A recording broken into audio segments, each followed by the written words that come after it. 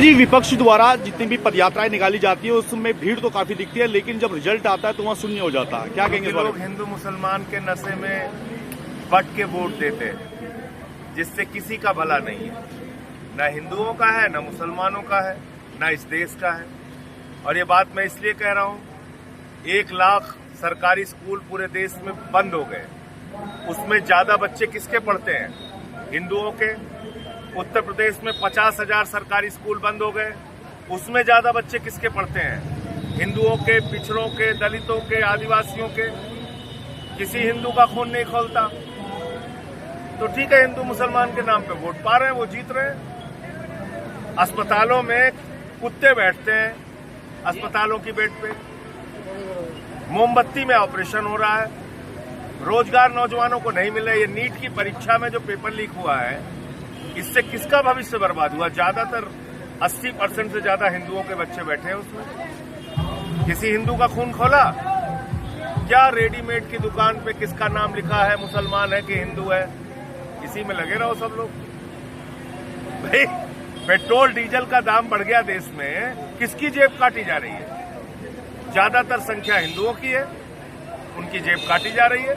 44 लाख करोड़ रुपए मोदी सरकार लूट के चली गई टैक्स के नाम पे।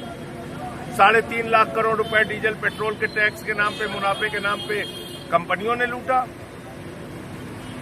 अभी गैस का दाम बढ़ गया, तेल का दाम बढ़ गया, किसी को कोई फर्क नहीं पड़ रहा। संजय जी, पूरा विपक्ष और पूरा जो युवा है, बेरोजगार है, वो सड़कों पर है। उसके बावजूद भी सरकार जो है किसी की सुनने के लिए तैयार है। देखिए, घोटाला करके जीतते हैं, पहली बात। और दूसरी बात यह है कि इनका जो उन्माद फैलाने का तरीका है हिंदू मुसलमान की राजनीति का, उसमें भी इनको सफलता मिल रही है। तो इनकी चारों तरफ से मौज है, लोग धक्का खाते रहे, क्या दिक्कत है? संजय जी, आपके 7 सांसद आपको छोड़कर, आपकी पार्टी को छोड़कर चले जाते हैं। वो सब घिसी पिटी बातें हैं, उसका कोई अब फर्क नहीं पड़ता। जो जिसको जहां जाना था गया। और जो ईडी, सीबीआई, पुलिस के दबाव में रहेगा भाजपा राज में, वो राजनीति नहीं कर सकता। कम से कम विपक्ष की राजनीति तो बिल्कुल नहीं कर सकता। तो इसलिए जिसके अंदर हिम्मत होगी, दम होगा। हमारे साथ एक इसमें यात्रा में दीपचंद जी चल रहे हैं।